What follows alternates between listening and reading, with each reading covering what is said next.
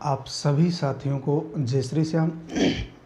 दोस्तों, हम मुगल काल में शासक वर्ग का अध्ययन कर रहे थे और शासक वर्ग में एक तो अमीर वर्ग और एक ज़मींदार वर्ग, अमीर अथवा उमरा और ज़मींदार वर्ग, इन दोनों से संबंधित जो भी महत्वपूर्ण बिंदु थे उनका हमने अध्ययन कर लिया है। उस शासक वर्ग में ही तीसरा जो बिंदु आता है वो आता है जागीरदार का। वो क्या है? जागीरदार। ये वंशानुगत नहीं होते थे, बादशाह समय समय पर इनका हस्तांतरण करता रहता था। इन्हें नगद वेतन भी नहीं मिलता था, लेकिन अपवाद स्वरूप दो ऐसी जागीरें थी जो वंशानुगत हुआ करती थी। अपवाद स्वरूप दो ऐसी जागीरें थी जो वंशानुगत हुआ करती थी, एक तो वतन जागीर और एक अलतमगा जागीर। वतन जागीर और अलतमगा जागीर ये हस्तांतरणीय नहीं थी, इनका भी हम अध्ययन करेंगे। तो शासक वर्ग में तीसरा जो बिंदु है, तीसरे बिंदु की अगर हम चर्चा करें, तीसरा जो बिंदु है वो है आपका जागीरदार। तो इन्हें नगद वेतन नहीं मिलता था, एक तो ये ध्यान रखना है। तो जागीरदार तीसरा जो बिंदु है इसमें वो है आपका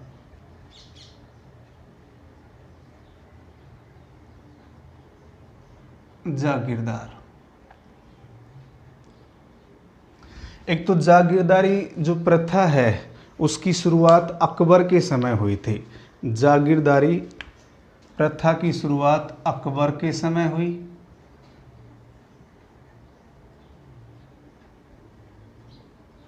जागीरदारी प्रथा की शुरुआत अकबर के शासनकाल में हुई। अकबर के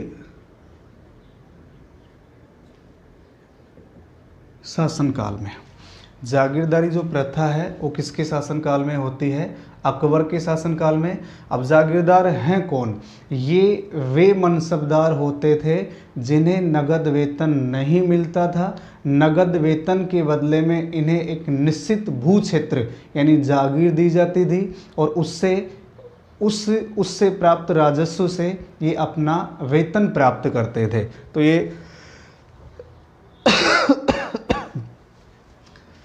ये तो जागीरदार कौन होते थे? ये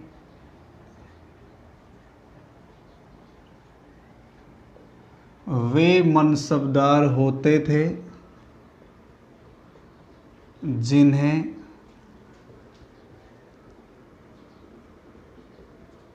नकद वेतन नहीं मिलता था। वेतन के बदले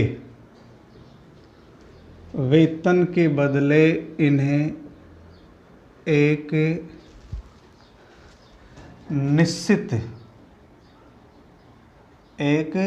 निश्चित भू क्षेत्र यानी जागीर दी जाती थी। निश्चित एक क्षेत्र यानी भू क्षेत्र अर्थात जागीर दी जाती थी और उससे प्राप्त राजस्व से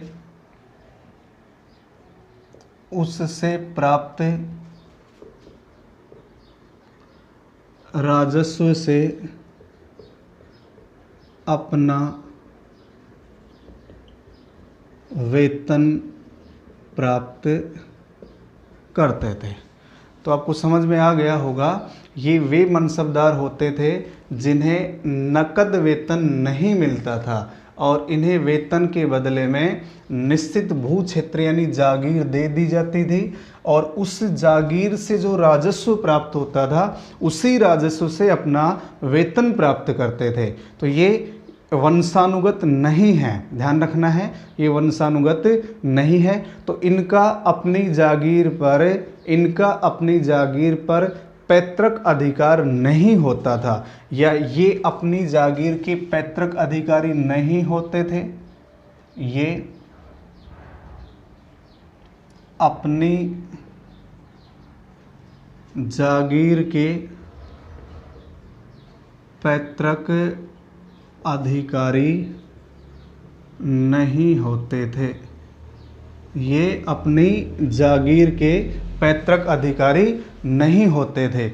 यद्यपि दो ऐसी जागीरें हैं जो हस्तांतरणीय थी। अभी मैंने चर्चा की, एक तो वतन जागीर और एक आएगा अलतमगा जागीर। वतन जागीर और अलतमगा जागीर ऐसी जागीरें थी जो हस्तांतरणीय नहीं थी, जो वंशानुगत थी, उनका भी हम अध्ययन करेंगे।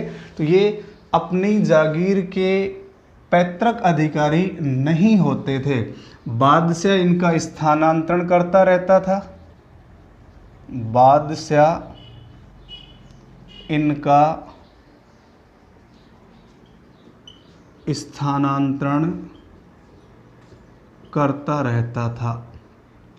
तो बादशाह के द्वारा जागीरों का स्थानांतरण किया जाता था और अकबर ने जागीरों के स्थानांतरण की शुरुआत की थी। अकबर ने जागीरों के स्थानांतरण की शुरुआत की। जैसे अपन बात करें यहीं पे, अकबर ने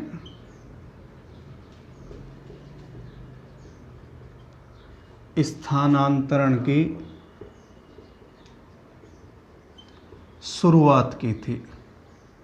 जागीरों की स्थानांतरण की शुरुआत किसने की थी? बादशाह अकबर ने, क्योंकि अकबर जागीरदारी को स्थायी होने नहीं देना चाहता था। अकबर जागीरदारी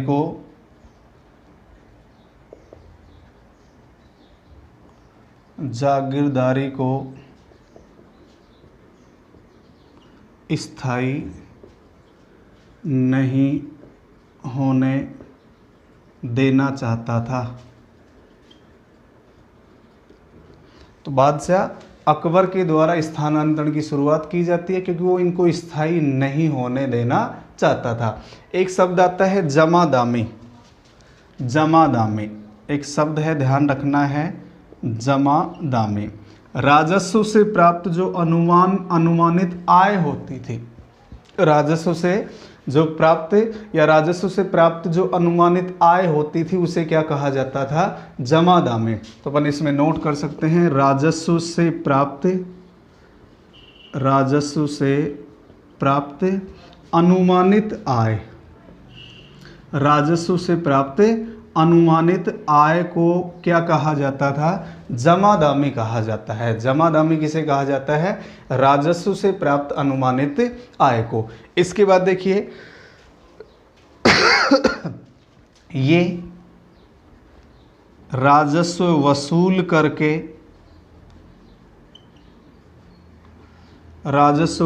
करके अपना तथा सैनिकों का व्यय रख कर बचा हुआ राजस्व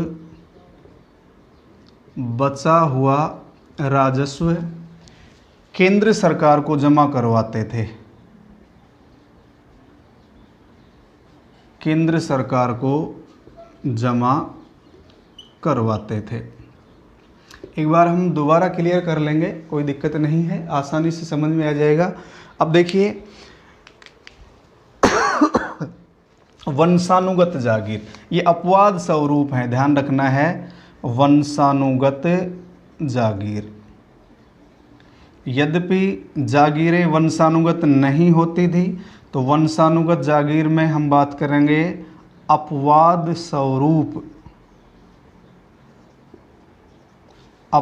स्वरूप जो दो जागीरें थी वो कैसी थी? वंशानुगत जागीर थी, जबकि जागीरें वंशानुगत नहीं होती थी। दोबारा देख लीजिए, जागीरदारी जो प्रथा है उसकी शुरुआत किसके शासनकाल में होती है? अकबर के शासनकाल में।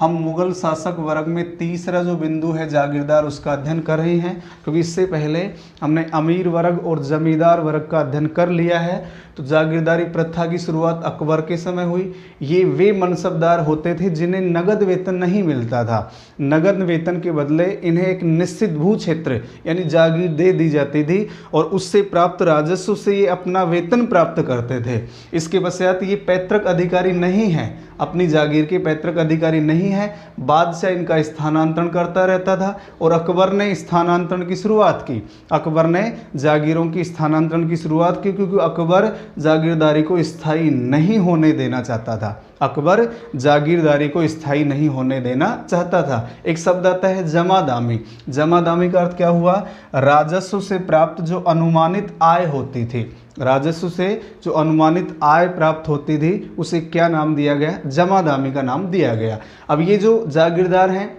ये राजस्व वसूल करते थे, अपना वेतन रखते थे, अपने सैनिकों का वेतन रखते थे, और जो बचा हुआ राजस्व था वो केंद्र सरकार के पास जमा करवा देते थे। वंशानुगत जागीर, अभी मैंने बताया कि वंशानुगत नहीं होती थी, लेकिन अपवाद स्वरूप दो ऐसी जागीरें हैं जो वंशानुगत थी। जो कैसी थी? वंशानुगत। एक तो वतन जागीर और एक है अलतमगा जागीर। तो जैसे अपन बात करें, यहाँ बात करें नंबर 1 वतन जागीर। वतन जागीर, तो एक तो वतन जागीर और एक अलतमगा जागीर, ये वंशानुगत थी, यानी ये इस स्थानांतरणीय नहीं थी। जैसे अपन बात करें, ये आनुवांशिक राजाओं व जमींदारों को ये जागीर आनुवांशिक राजाओं व जमींदारों को उन्हीं के क्षेत्र में या उन्हीं के प्रदेशों में दी जाती थी। उन्हीं के प्रदेशों में दी जाती थी। ये जो जागीर है कौन सी? वतन जागीर। ये आनुवांशिक राजा और जो जमींदार होते थे उन्हीं के प्रदेशों में दी जाती थी, और मुख्यतया ये राजपूतों से संबंधित थी। मुख्यतः यह किससे संबंधित है? राजपूतों से संबंधित है। राजपूतों से संबंधित। तो दो ऐसी जागीरें हैं जो वंशानुगत हैं, जबकि जागीरें वंशानुगत नहीं होती थी। वह जागीरें वंशानुगत नहीं होती थी। एक वतन जागीर और दूसरी है आपकी अलतमगा जागीर। दूसरी कौन सी है? अलतमगा जागीर। ये जो अलतमगा जागीर है इसकी शुरुआत की थी जहांगीर ने। इसकी शुरुआत करने वाला मुगल शासक कौन था? जहांगीर। अलतमगा जागीर की जो शुरुआत है वो जहांगीर के द्वारा की गई, और ये एक सरकारी अनुदान के रूप में उन्हीं परिवारों को मिलती थी जिन पर बादशाह की विशेष कृपा होती थी। यह सरकारी अनुदान के रूप में नोट कर लेते हैं। यह जागीर सरकारी अनुदान के रूप में, सरकारी अनुदान के रूप में केवल उन्हीं परिवारों को प्राप्त होती थी, उन्हीं परिवारों को प्राप्त होती थी जिन पर बादशाह की विशेष कृपा होती थी। बादशाह की जिन पर विशेष कृपा होती थी। तो ये जो जागीर है कौन सी? अलतमगा जागीर। इसकी शुरुआत तो किसने की? जहांगीर ने। शुरुआत किसने की? जहांगीर ने। और ये जागीर सरकारी अनुदान के रूप में, ये सरकारी अनुदान के रूप में केवल उन्हीं परिवारों को प्राप्त होती थी जिन पर बादशाह की विशेष कृपा होती थी। तो ये जो जागीरदार है, जागीरदार या जागीरदारी प्रथा स्थायी नहीं थी, पैतृक नहीं थी, लेकिन दो ऐसी जागीरें हैं जो वंशानुगत जागीरें हैं। दो जागीरें ऐसी हैं जो वंशानुगत हैं। वो कौन कौन सी हैं? एक तो वतन जागीर और दूसरी कौन सी हो गई? अलतमगा जागीर। तो दोस्तों एक बार आप इसका स्क्रीनशॉट ले लीजिए।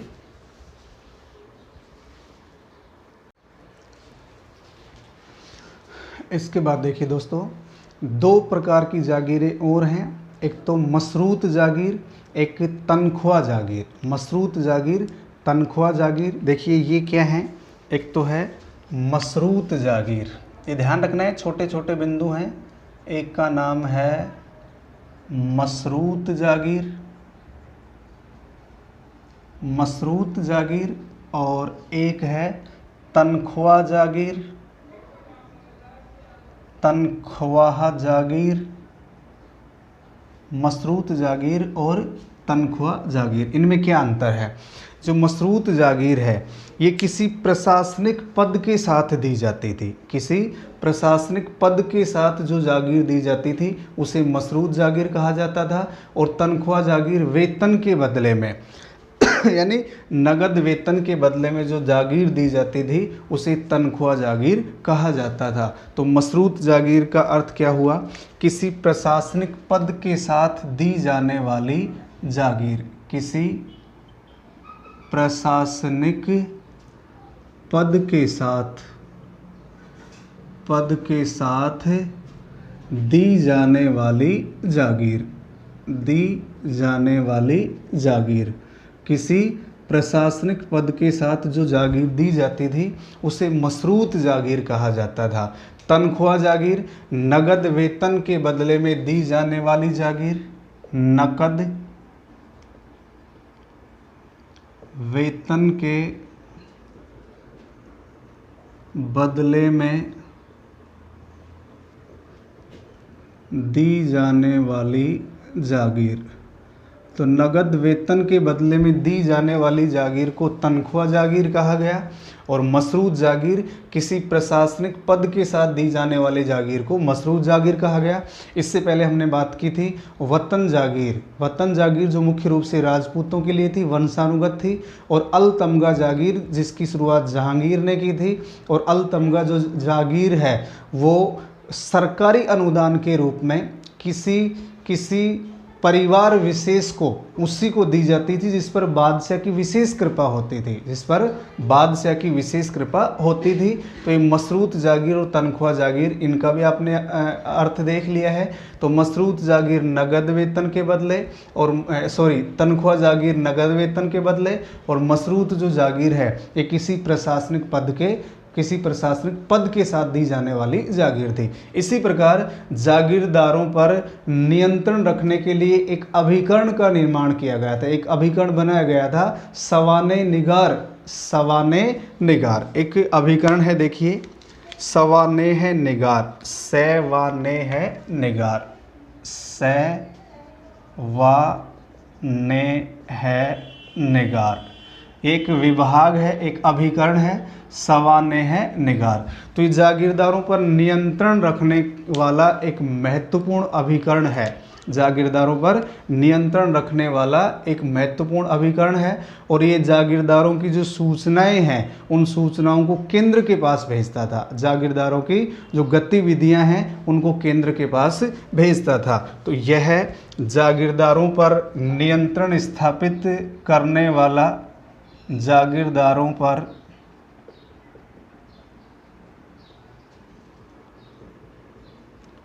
नियंत्रण स्थापित करने वाला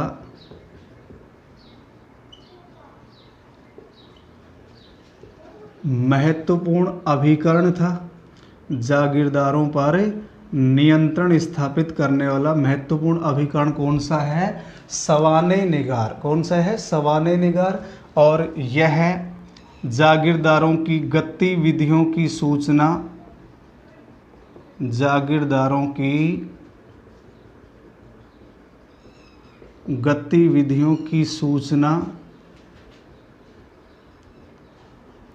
केंद्र के पास भेजता था, केंद्र के पास भेजता था। तो ये शब्दावलियाँ हैं, ये आपको याद रखनी है, एग्जाम में पूछी जाती हैं। सवाने निगार जागीरदारों पर नियंत्रण रखने वाला एक महत्वपूर्ण अभिकरण था और जागीरदारों की जो गतिविधियां होती थी उन गतिविधियों की सूचना केंद्र में पहुंचाई जाती थी। किसके द्वारा? सवाने निगार के द्वारा। एक शब्द आता है पैबाकी अथवा महाल ए पैबाकी। पैबाकी अथवा महाल ए पैबाकी। पैबाकी अथवा महाल ए पैबाकी। देखिए ये क्या होता था? जागीर आवंटन हेतु आरक्षित एवं अप्रदत्त भूमि। इसको समझ लेंगे। जागीर आवंटन हेतु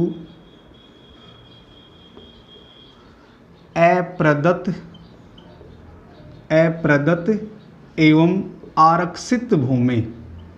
एवं आरक्षित भूमि। अब देखिए इसे समझिए है क्या।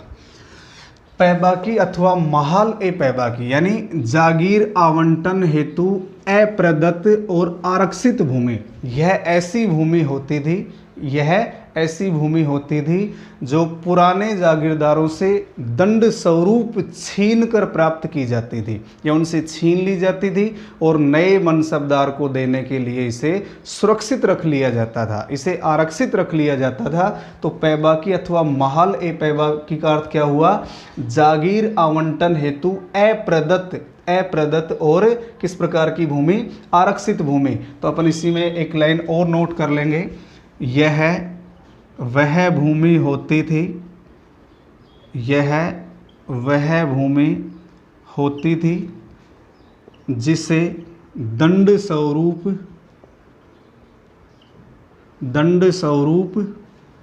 पुराने जागीरदार से छीनकर, पुराने जागीरदार से छीनकर नए मनसबदार के लिए, नए मनसबदार के लिए सुरक्षित रख ली जाती थी, सुरक्षित रख ली जाती थी। तो मेरे हिसाब से आपको समझ में आ गया होगा पैबाकी अथवा महाल ए पैबाकी, इसका अर्थ क्या हुआ कि जागीर आवंटन हेतु अप्रदत्त और आरक्षित भूमि। ये जो भूमि होती थी आरक्षित होती थी, किसी को नहीं दी जाती थी, केवल मनसबदार को दी जाती थी। और ये भूमि वह भूमि होती थी जो दंड स्वरूप जो पुराने जागीरदार थे उनसे छीन ली जाती थी, और जो नया मनसबदार होगा, जिस मनसबदार को भूमि देनी होगी वो यहीं से भूमि दी जाती थी। तो ये कैसी भूमि हो गई? अप्रदत्त और आरक्षित।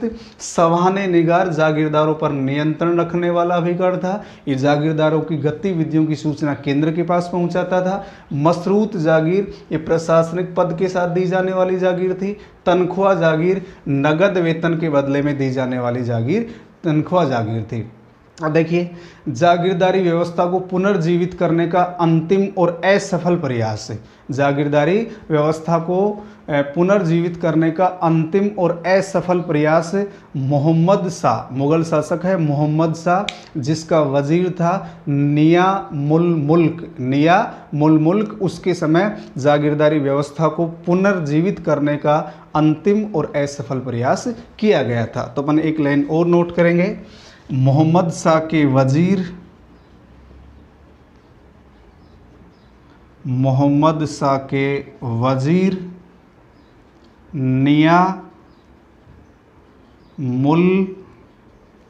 मुल्क, मोहम्मद शाह का वजीर कौन था? मुल्क ने जागीरदारी प्रथा को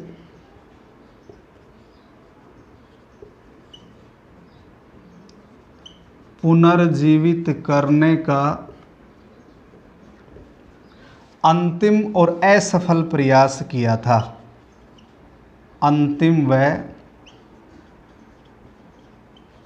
असफल प्रयास किया था।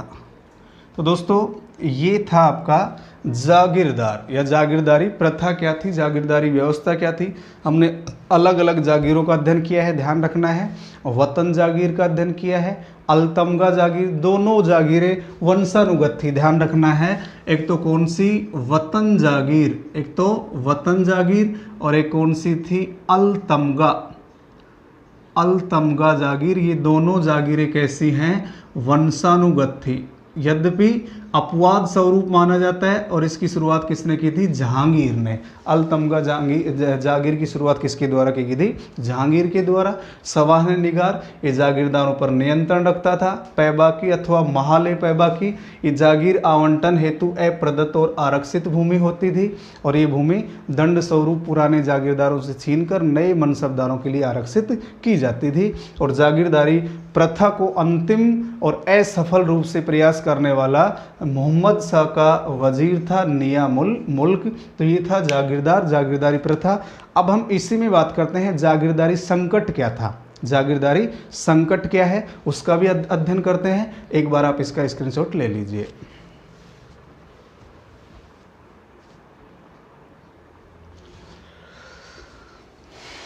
अब देखिए दोस्तों, इसके बाद हम बात करते हैं जागीरदारी संकट। देखिए अपन बिंदु नोट कर लेते हैं। जागीरदारी संकट ये क्या है इसे समझिए। जागीरदारी संकट, मुगल काल में जागीरदारी संकट क्या था इसको समझिए। तो जागीरदारी संकट का सर्वप्रथम अध्ययन करने वाले डॉक्टर सतीश चंद्र महोदय थे। सर्वप्रथम अध्ययन करने वाले कौन थे? सतीश चंद्र महोदय। और मामूरी जो औरंगजेब के समकालीन थे उन्होंने इसे बेजागीरी की समस्या कहा। मामूरी ने इसे बेजागीरी की समस्या कहा। और जागीरदारी जो संकट है, जागीरदारी जो संकट है वो औरंगजेब के शासनकाल के उत्तरार्ध में स्पष्ट रूप से दिखाई दिया। जागीरदारी संकट औरंगजेब के शासनकाल के उत्तरार्ध में स्पष्ट रूप से दिखाई दिया और औरंगजेब के समय इस संकट ने गंभीर रूप धारण कर लिया था। जागीरदारी संकट ने गंभीर रूप धारण कर लिया था। अब देखिए जागीरदारी संकट है क्या इसको समझिए।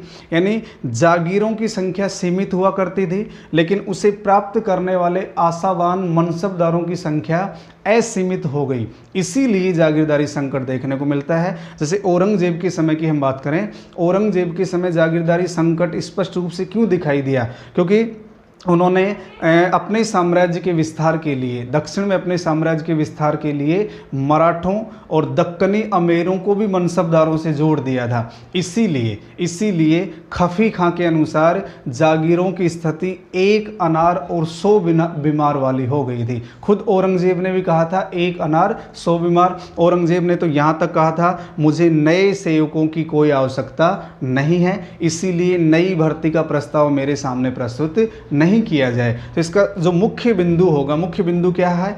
जागीर तो सीमित हैं, जागीर तो सीमित है, लेकिन उसे प्राप्त करने वाले जो जागीरदार हैं, मनसबदार हैं, उनकी संख्या असीमित हो गई। इसीलिए जागीरदारी संकट मुख्य रूप से औरंगजेब के शासनकाल में देखने को मिलेगा। आपको पता होगा मनसबदारों को वेतन के बदले में जागीरें दी जाती थी, यानी नगद वेतन के बदले में इन्हें जागीरें दी जाती थी। और जैसे जैसे जागीरों की संख्या कम होती गई और इसे प्राप्त करने वालों की संख्या बढ़ती गई, इसीलिए जागीरदारी संकट हमें देखने को मिलेगा। औरंगजेब ने खुद ने भी कहा था 1 अनार 100 बीमार। तो जो जागीरदारी संकट है उसका सर्वप्रथम अध्ययन किसने किया था? डॉक्टर सतीश चंद्र महोदय ने। तो अपन 2-4 बिंदु हैं, एक बार इनको नोट करते हैं, मैं दोबारा क्लियर करवा दूंगा। डॉक्टर सतीश चंद्र महोदय ने जागीरदारी संकट का सर्वप्रथम अध्ययन किया था। डॉक्टर सतीश चंद्र महोदय, सतीश चंद्र महोदय ने सर्वप्रथम जागीरदारी संकट का अध्ययन किया।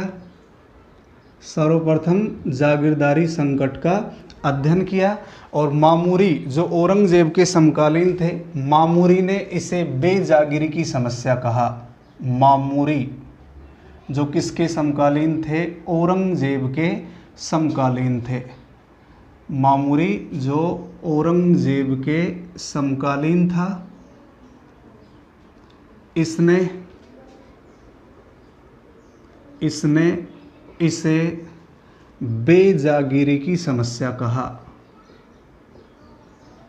बेजागीरी की समस्या कहा। अब देखिए ये जो जागीरदारी संकट है ये औरंगजेब के शासनकाल के उत्तरार्ध में स्पष्ट रूप से दिखाई दिया। तो ये जो संकट है औरंगजेब के शासनकाल के उत्तरार्ध में, औरंगजेब के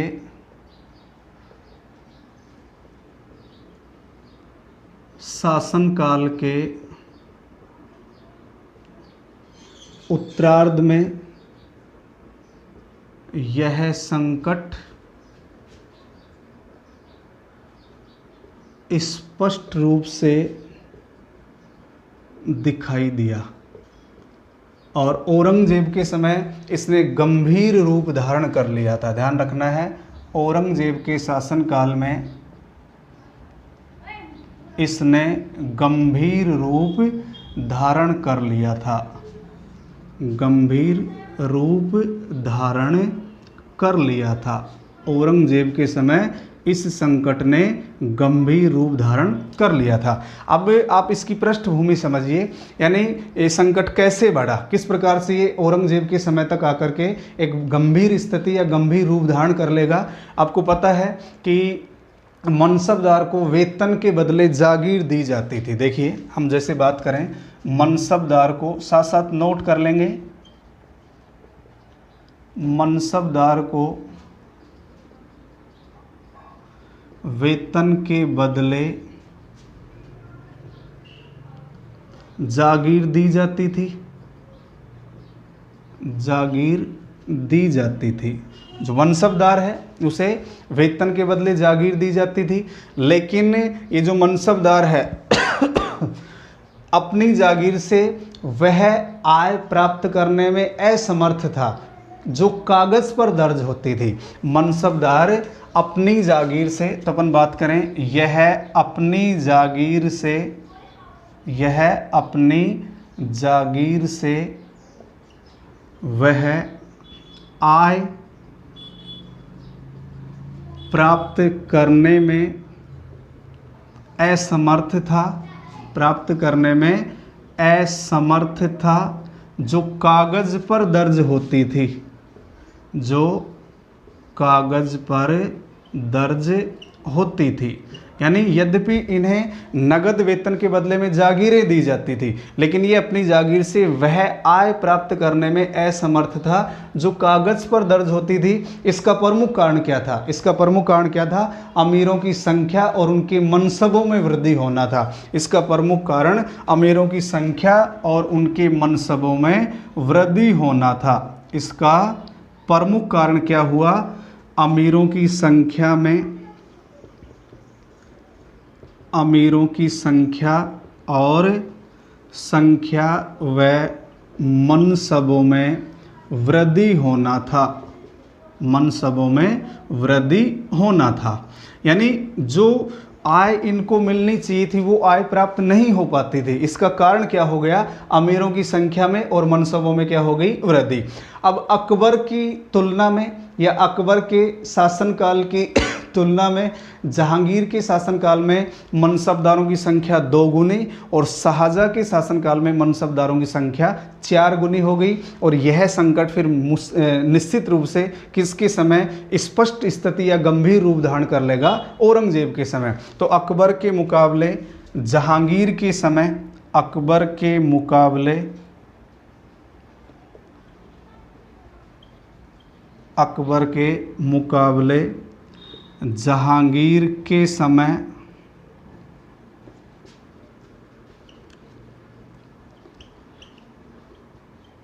मनसबदारों की संख्या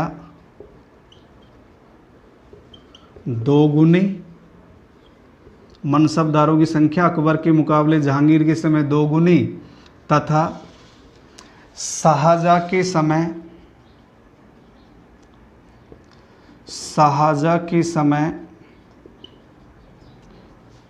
4 गुना हो गई। शाहजहाँ के समय कितनी हो गई? 4 गुना हो गई। तो अकबर के मुकाबले जहांगीर के समय 2 गुना और शाहजहाँ के समय 4 गुना। औरंगजेब के समय स्थिति ये आ गई थी, औरंगजेब ने घोषणा की कि मुझे नए सेवकों की आवश्यकता नहीं है, इसीलिए नई भर्ती का कोई भी प्रस्ताव मेरे सामने प्रस्तुत नहीं किया जाए। तो औरंगजेब के समय स्थिति आ गई, औरंगजेब के समय स्थिति यह हो गई,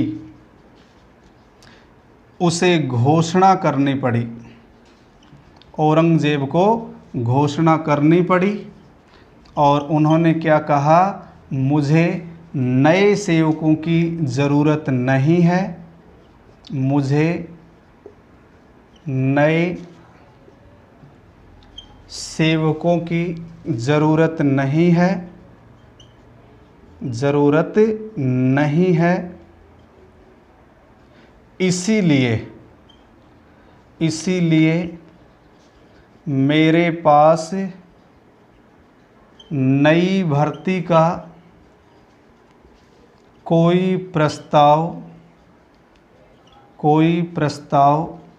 प्रस्तुत नहीं किया जाए। इसीलिए मेरे पास नई भर्ती का कोई प्रस्ताव प्रस्तुत नहीं किया जाए। इसका सबसे बड़ा कारण क्या था कि औरंगजेब के समय जागीरों की संख्या सीमित रही, लेकिन उसे प्राप्त करने वाले आशावान मनसबदारों की संख्या असीमित हो गई। इस प्रकार जागीरों की संख्या सीमित, क्योंकि औरंगजेब ने दक्कन में विस्तार के लिए मराठों और दक्कनी अमीरों को भी मनसबदारों की श्रेणी में शामिल कर लिया था। तो अपन बात करेंगे। तो एक बार दोबारा देखिए, जागीरदारी संकट का सबसे पहले अध्ययन करने वाले सतीश चंद्र महोदय, मामूरी ने इसे बेजागीरी की समस्या कहा। मामूरी ने इसे क्या कहा? बेजागीरी की समस्या। औरंगजेब के शासनकाल के उत्तरार्ध में यह संकट स्पष्ट रूप से दिखाई देने लगा। इसने गंभीर रूप धारण कर लिया था, क्योंकि आपको पता है मनसबदार को वेतन के बदले जागीर दी जाती थी, लेकिन यह अपनी जागीर से वह आय प्राप्त करने में असमर्थ था जो कागज पर दर्ज होती थी। इसका प्रमुख कारण क्या हुआ? अमीरों की संख्या व मनसबों में वृद्धि होना। अकबर के मुकाबले जहांगीर के समय 2 गुना, शाहजहां के समय 4 गुना। इसीलिए औरंगजेब के समय स्थिति हो गई थी, उसे घोषणा करनी पड़ेगी कि मुझे नए सेवकों की जरूरत नहीं है, इसलिए नई भर्ती का कोई भी प्रस्ताव मेरे सामने प्रस्तुत नहीं किया जाए। तो एक बार आप इसका स्क्रीनशॉट ले लीजिए।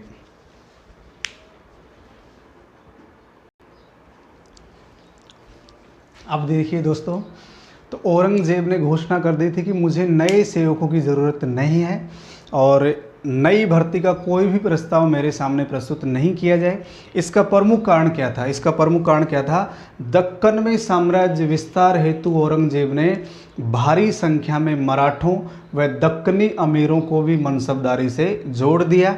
इस प्रकार जागीरों की संख्या तो सीमित रही, लेकिन उसे प्राप्त करने वाले आशावान मनसबदारों की संख्या असीमित हो गई और खफी खां को कहना पड़ा कि जागीर, खफी खां के अनुसार जागीर की स्थिति 1 अनार 100 बीमार वाली हो गई। खुद औरंगजेब ने भी कहा था 1 अनार 100 बीमार, 1 अनार 100 बीमार। इस प्रकार 1707 के बाद, यानी औरंगजेब का देहांत होता है 1707 में, 1707 के बाद दरबार में गुटबंदी की शुरुआत हो जाती है। दरबार में गुटबंदी, ईरानी, तुरानी, सैयद बंधु, ये अन्य दल उभर कर के सामने आते हैं, जिनमें मुख्य रूप से जो सैयद बंधु होंगे वो किंग मेकर के रूप में उभर कर सामने आएंगे, किंग मेकर के रूप में उभर कर सामने आएंगे। तो देखिए, हम औरंगजेब का अध्ययन कर रहे थे, औरंगजेब के समय की स्थिति का अध्ययन कर रहे थे। तो इसका प्रमुख कारण क्या था कि उसे नए सेवकों की भर्ती को बंद करना पड़ा? इसका प्रमुख कारण क्या था? देखिए, ये थोड़ा सा डिटेल से है, लेकिन ये समझ में आने वाला चैप्टर है। ऐसा कुछ नहीं है जो समझ में नहीं आएगा। औरंगजेब ने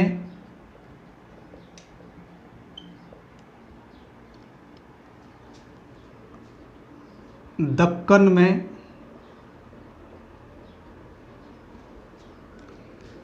साम्राज्य विस्तार हेतु भारी संख्या में मराठा व दक्कनी अमीरों को भी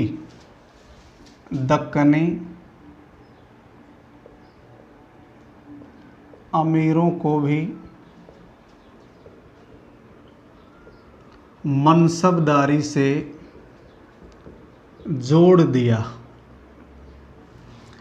यानी औरंगजेब के समय स्थिति गंभीर होने का प्रमुख कारण क्या हुआ कि दक्कन में साम्राज्य विस्तार हेतु इन्होंने भारी संख्या में मराठा और जो दक्कनी अमीर थे उनको भी मनसबदारी से जोड़ दिया। इस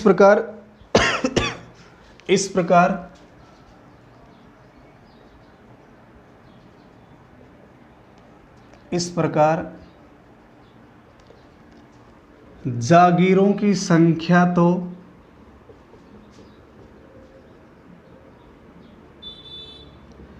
सीमित रही, लेकिन उसे प्राप्त करने वाले आशावान, उसे प्राप्त करने वाले आशावान मनसबदारों की संख्या, मनसबदारों की संख्या असीमित हो गई।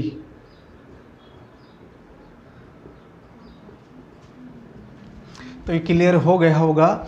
इसके बाद जो खफी खां है, इस स्थिति का आकलन करते हुए जिन्होंने एक पुस्तक लिखी थी मुंतखब उल लुबाब, मुंतखब उल तवारीख, बदायूनी की पुस्तक है, बदायूनी की पुस्तक है मुंतखब उल तवारीख।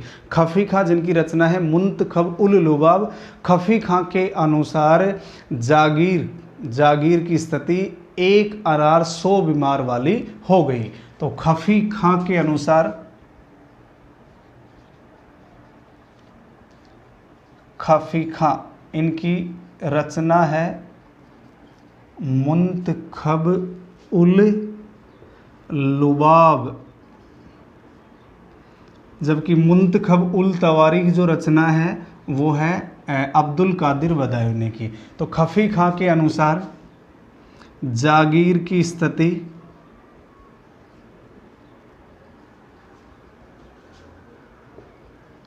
1 अनार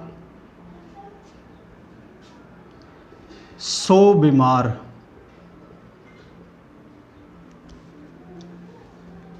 वाली हो गई। खफी खां के अनुसार जागीर की स्थिति 1 अनार 100 बीमार वाली हो गई। औरंगजेब ने स्वयं भी कहा था,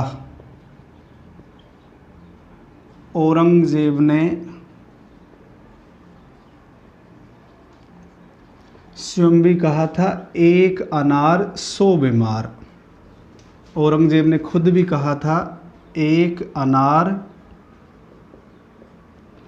व 100 बीमार। भीमसेन जिन्होंने नुस्खा ए दिलकुशा की रचना की, उसने भी जागीरदारी संकट के बारे में कहा था कि समूचा प्रशासन समाप्त हो गया। भीमसेन के अनुसार, भीमसेन की रचना है नुस्खा ए दिलकुशा, नुस्खा ए दिलकुशा, ये किसकी रचना है? भीमसेन की। इन्होंने भी कहा था कि समूचा प्रशासन समाप्त हो गया, समूचा प्रशासन समाप्त हो गया, सब प्रशासन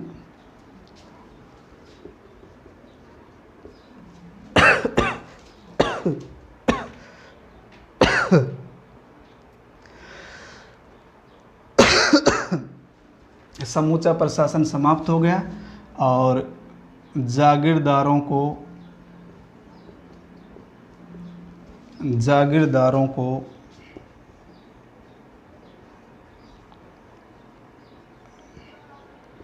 अपनी जागीर से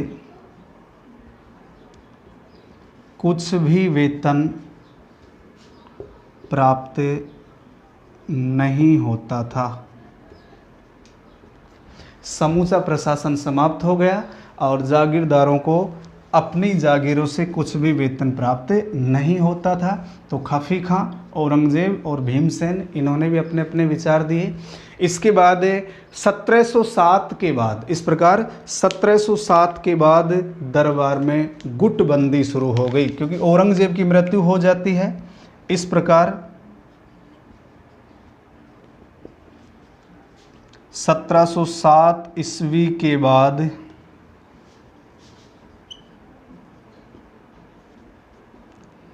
मुगल दरबार में गुटबंदी शुरू हो गई।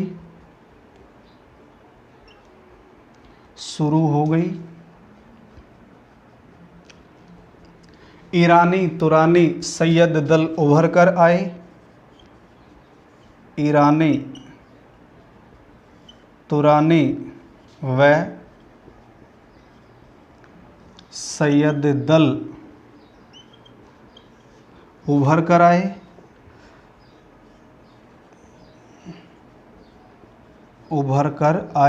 और आपको पता होगा ये जो सैयद बंधु हैं ये किंग मेकर के रूप में उभर कर सामने आए। सैयद बंधु किंग मेकर के रूप में उभरे, जिसकी चर्चा हम पहले भी कर चुके हैं।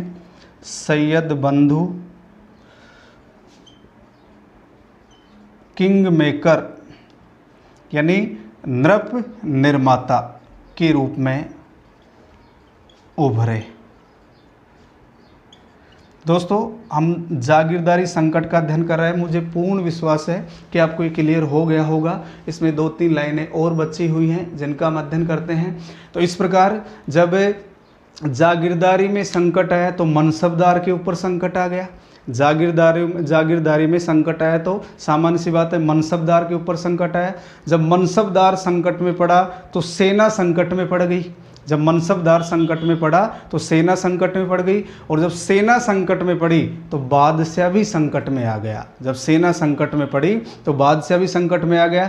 इस प्रकार 18वीं सदी के प्रारंभ में मुगल सैन्य व्यवस्था ध्वस्त हो जाती है। इस प्रकार 18वीं सदी के प्रारंभ में मुगल सैन्य व्यवस्था, सैन्य संगठन ध्वस्त हो गया। तो ये जागीरदारी संकट एक ऐसा संकट था जिसने मुगल साम्राज्य के पतन में अपनी एक महत्वपूर्ण भूमिका अदा की, जिसका कहीं न कहीं कारण या जिसका प्रमुख जो कारण है वो औरंगजेब की नीतियों को ही माना जाता है, क्योंकि उसने अपने साम्राज्य के विस्तार के लिए अधिक संख्या में मनसबदारों की नियुक्ति कर ली। जैसे हमने बात की अभी, भारी संख्या में मराठा दक्कनी अमीरों को मनसबदारी से जोड़ दिया। अब स्थिति क्या हुई, जागीरों की जो संख्या है वो तो सीमित रही, लेकिन उसे प्राप्त करने वाले आसामान मनसबदारों की संख्या असीमित हो गई। इसीलिए खफी खां के अनुसार जागीर की स्थिति 1 अनार 100 बीमार वाली हो गई। भीमसेन के अनुसार समूचा प्रशासन समाप्त हो गया। जागीरदारों को अपनी जागीर से कुछ भी वेतन प्राप्त नहीं होता था। इसका कारण क्या हुआ, क्योंकि मनसबदारों की संख्या में वृद्धि होना और जागीरों की संख्या सीमित रह जाना। और इस प्रकार 1707 के बाद मुगल दरबार में गुटबंदी की शुरुआत हो जाती है। ईरानी तुरानी सैयद दल उभर कर सामने आते हैं, जिनमें मुख्य रूप से भूमिका किसकी होगी, सैयद बंधुओं की, जो किंग मेकर के रूप में उभर कर सामने आते हैं। एक बार आप इसका भी स्क्रीनशॉट ले लीजिए।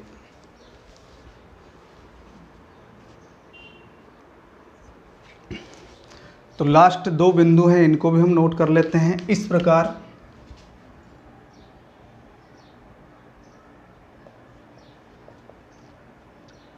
प्रकार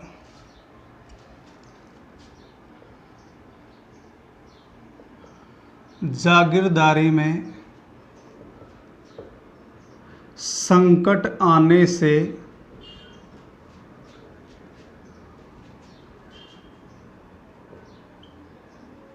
मनसबदार पर संकट आया।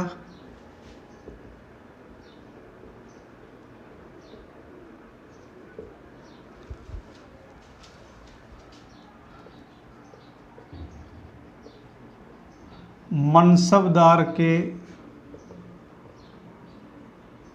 संकट से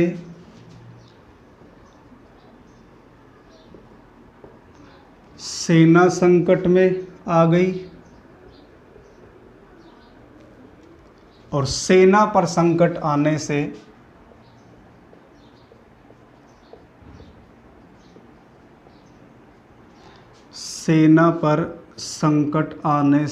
बादशाह संकट में पड़ गया।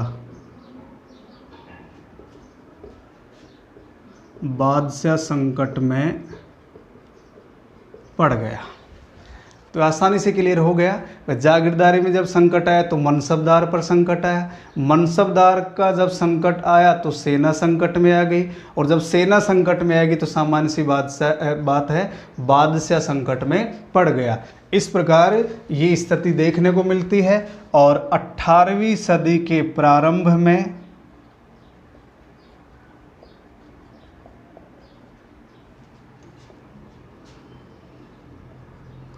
मुगल सेना का साम्राज्य ध्वस्त हो गया।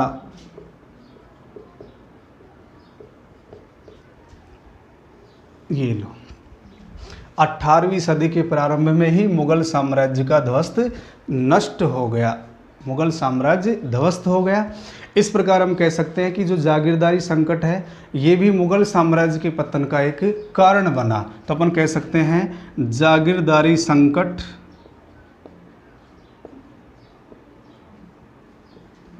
मुगल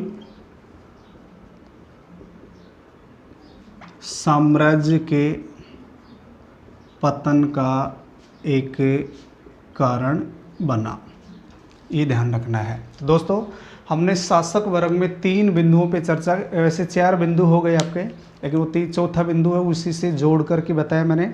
एक तो अमीर वर्ग, एक जमींदार वर्ग, और तीसरा जो वर्ग था वो था जागीरदार वर्ग। तो जागीरदार वर्ग के बारे में हमने अध्ययन किया। जो जागीरदार होते थे वंशानुगत नहीं होते थे, इनका स्थानांतरण होता रहता था, बादशाह इन पर नियंत्रण रखता था। लेकिन हमने बात की अपवाद स्वरूप 2 ऐसी जागीरें हैं जो वंशानुगत हुआ करते थे, एक तो वतन जागीर, एक अलतमगा जागीर। वतन जागीर और अलतमगा जागीर। तो जागीरदार से संबंधित जो भी महत्वपूर्ण बिंदु थे, जो भी शब्दावलियाँ थी, उनका अध्ययन किया। और मुगल प्रशासन में, मुगल शासन में जो जागीरदारी संकट था, जागीरदारी संकट क्या था, इसको मैंने कंप्लीट रूप से डिटेल से आपको समझाने का प्रयास किया है। फिर भी यदि कहीं आपको कोई समस्या हो तो आप कमेंट बॉक्स में अपनी बात रख सकते हैं। और ये था आपका शासक वर्ग। इसके बाद जो अगला जो पार्ट होगा अपना मुगल प्रशासन में, अगला जो पार्ट होगा वो होगा मनसबदारी प्रथा। एक महत्वपूर्ण पार्ट है मनसबदारी प्रथा। किसको कितना क्या मनसब दिया जाता था, किसके समय मनसबदारी में नए पद, दुआ अस्पा, सिंह अस्पा जोड़े गए, इन सभी का हम डिटेल से अध्ययन करेंगे। मनसबदारी की जो शुरुआत है वो अकबर के शासनकाल में होती है। मनसबदारी की शुरुआत अकबर के शासनकाल में। ये जात और सवार 2 पदों के आधार पर इसका निर्धारण किया जाता था। वो क्या विशेषताएँ थी, क्या मनसबदारी व्यवस्था किस प्रकार से संचालित की गई, इसमें कौन सा नया पद था, क्या विशेषताएँ थी, किसको कितना पद दिया गया, इन सभी के बारे में हमें इसी प्रकार यानी विस्तृत रूप से अध्ययन करना है। तो आज के वीडियो में इतना ही। आप सभी को जय हिंद, जय भारत।